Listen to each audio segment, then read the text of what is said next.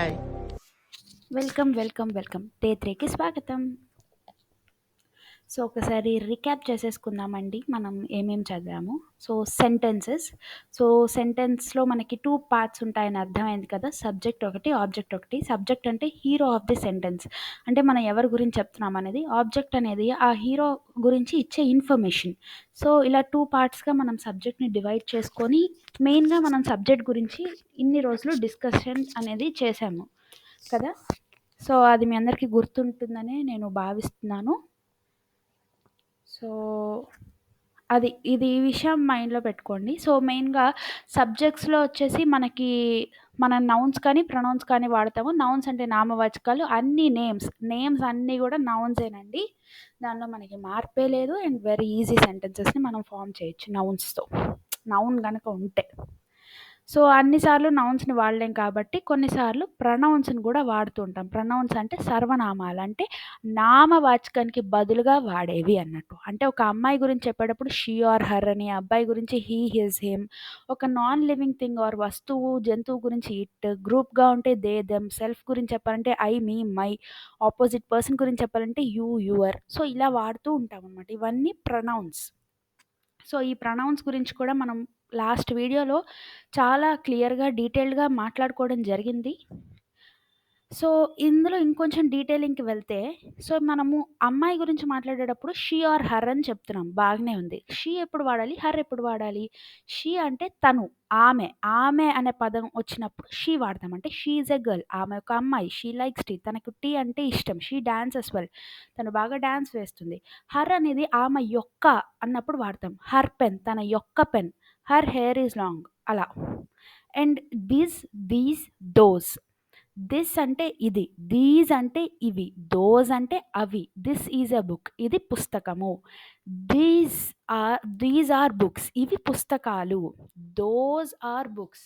అవి పుస్తకాలు. సో, ఇవండి డిఫరెన్సెస్. దిస్ అండ్ వీటికి. అలాగే వి, అస్, అవర్. వి అంటే మేము. We are Indians.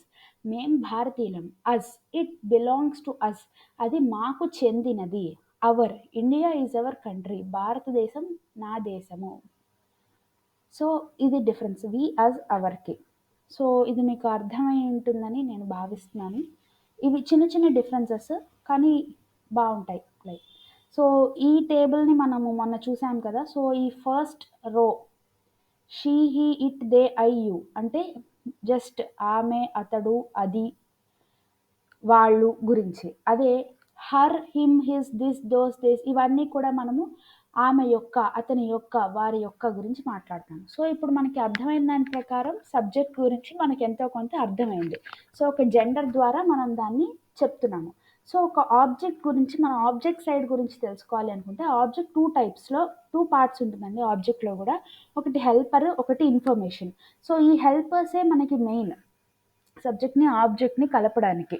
So, bread ఒక స్లైస్ సబ్జెక్ట్ అనుకుంటే బ్రెడ్‌లో, ఇంకొక సైజ్ ఆబ్జెక్ట్ అనుకుంటే మధ్యలో జామ్ లాంటివే ఈ హెల్పర్స్ అనమాట. సో, ఏదైనా జామ్ ఉంటేనే కదా రుచి. అలాగే హెల్పర్స్ కూడా అలాంటివే అనమాట. సో, ఇప్పుడు రాముడు తినడం. ఇలా ఉంటే ఏమన్నా బావుందా సెంటెన్స్? అదే కరెక్ట్ సెంటెన్స్ ఏంటి? రాముడు తింటున్నాడు. తింటున్నాడు అనేది ఆబ్జెక్ట్‌తో హెల్పర్‌తో కూడిన sentence. Ram is eating. So, is అనేది ఒక హెల్పర్. సో, ఈ సెంటెన్స్‌లో ఈజ్ వల్ల సబ్జెక్ట్, ఆబ్జెక్ట్ కలిసాయి. అది హెల్ప్ చేస్తోంది కాబట్టి వాటిని మనం హెల్పర్స్ అంటాము. సో, ఇవి కొన్ని లిస్ట్స్ అండి. లిస్ట్ అనమాట హెల్పర్స్‌వి. Is, are, was, were, will, shall, of, with. So, ఇవన్నీ కూడా మనము బేస్డ్ ఆన్ టైమ్ అంటే కాలము, సమయాన్ని బట్టి వీటిని ఉపయోగిస్తూ ఉంటాం. సమయము మరియు మనం సింగులరా, ప్లూరలా అంటే ఏకవచనం, బహువచనం బట్టి కూడా వీటిని మనం వాడుతూ ఉంటాం. సో, ఇందులో ఒక్కొక్క దాని గురించి కూడా మనం ఇన్ డెప్త్‌గా మాట్లాడుకోవడం వల్ల మనకి బ్రెయిన్‌లో రిజిస్టర్ అయిపోయి కరెక్ట్‌గా యూజ్ చేస్తాం. సో, ఇవి కరెక్ట్‌గా వాడితేనే కదండీ ఒక సెంటెన్స్‌లో మనం కరెక్ట్‌గా ఇన్ఫర్మేషన్ అనేది ఇవ్వగలం. సో, ప్రెజెంట్‌లో మనము ఈజ్, ఆర్ ఈ రెండిటినే వాడతాం. అండ్ ఇవాల్టి వీడియోలో మనం ఈ రెండిటి గురించి మాత్రమే నేర్చుకోబోతున్నాం. సో, ఈజ్ ఎప్పుడు వాడతాము? ఈజ్ అనేది మనం ఏకవచనంలో వాడతాము. అంటే ఒక వస్తువు ఉన్నప్పుడు, ఒక మనిషి ఉన్నప్పుడు వాడతాము. అంటే దిస్ ఈజ్ అ బుక్. ఇది ఒక పుస్తకము. అలాగే బహువచనం అంటే బోలెడన్ని ఉన్నప్పుడు ఆర్ 2 లేదా ఎక్కువ ఉన్నప్పుడు ఆర్ వాడతాం. These are books. ఇవి పుస్తకాలు. అర్థమైంది కదా! మరి ఇంకొకసారి చెప్తున్నాను. దీంతో మనకి జెండర్‌తో పని లేదండి. ఏ జెండర్ అయినా, గ్రూప్ అయినా, మన గురించి మనం చెప్పుకుంటున్నా ఎలాగైనా సరే సేమ్ అనమాట. సో, ఇప్పుడు ఒక ఎగ్జాంపుల్ తీసుకుందాము. ఆమె ఒక అమ్మాయి. ఆమె అంటే అర్థమవుతోంది గదా! తను ఒక అమ్మాయి గురించి మాట్లాడుతున్నాం. So, girl. గర్ల్ అంటే షీ ఆర్ హర్. ఆమె అంటే తన గురించే. సో, తను అంటే షీ. షీ వాడాలి. అలాగే ఇది ప్రెజెంట్ టెన్స్ కాబట్టి ప్రస్తుత కాలం ఈజ్ ఆర్ ఆర్ వాడతాము. సో, తను ఒక్కతే కాబట్టి ఈజ్ వాడాలి. అర్థమైంది కదా! ఏకవచనం కాబట్టి మనం ఇక్కడ ఈజ్ వాడతాం. సో, ఆమె ఒక అమ్మాయి. దీన్ని మనం ఇంగ్లీష్‌లో చెప్పాలి అనుకుంటే ఎలా చెప్పొచ్చు? ఆలోచించండి. She is a girl. Correct. So, తను ఒక అమ్మాయి. She is a girl. She subject. Okay. So, వారు స్నేహితులు. వారు అంటే ఇక్కడ గ్రూప్. గ్రూప్ అంటే దే, దెమ్, దోస్. సో, యొక్క ఇక్కడ లేదు. వారు. సో, జస్ట్ అంటే దే. ప్రస్తుత కాలం. ప్రస్తుత కాలంలో వీళ్ళు బహువచనాలు అంటే ఆర్. They are. స్నేహితులు అంటే friends. They are friends.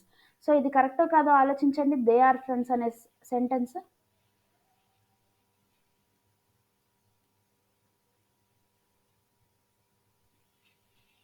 Yes. Correct answer. They are friends.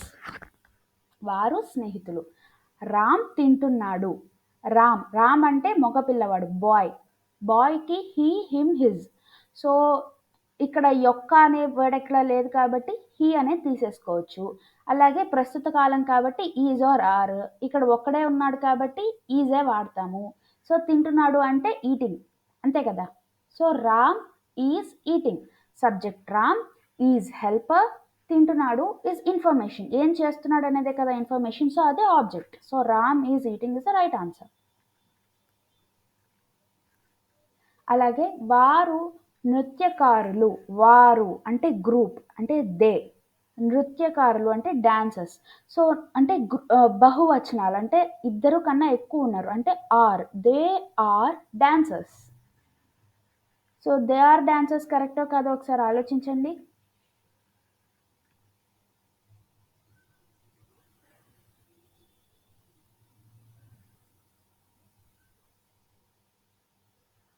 Yes, they are dancing. Okay. Dancers.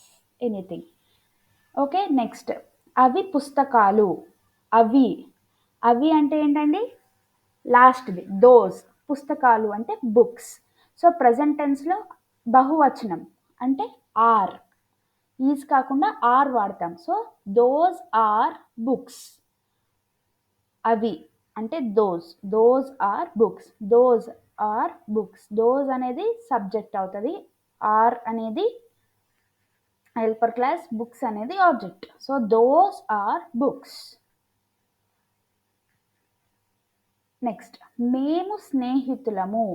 మేము అంటే ఏంటండి? వి. వి. వి. వి అంటే మేము. ఓకే. స్నేహితులం అంటే గ్రూప్‌గా ఉన్నారు. గ్రూప్ కాబట్టి బహువచనం. బహు అంటే are. So, we are friends. So, we are friends అనేది వస్తుంది దీనికి answer.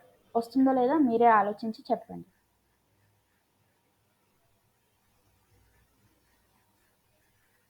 Yes. We are friends. Correct. నా పేరు సాయి. నా అంటే మై. నేను. ఐ నేమ్ ఈజ్ అనలేం కదా! So, my name. పేరు అంటే నేమ్. సో, ఏకవచనం కాబట్టి is Sai. My name is Sai. ఇది సెంటెన్స్ అందరికీ ఈజీగానే తెలుస్తుంది. సో, మేబీ ఇది అందరూ కరెక్ట్ చెప్తారు.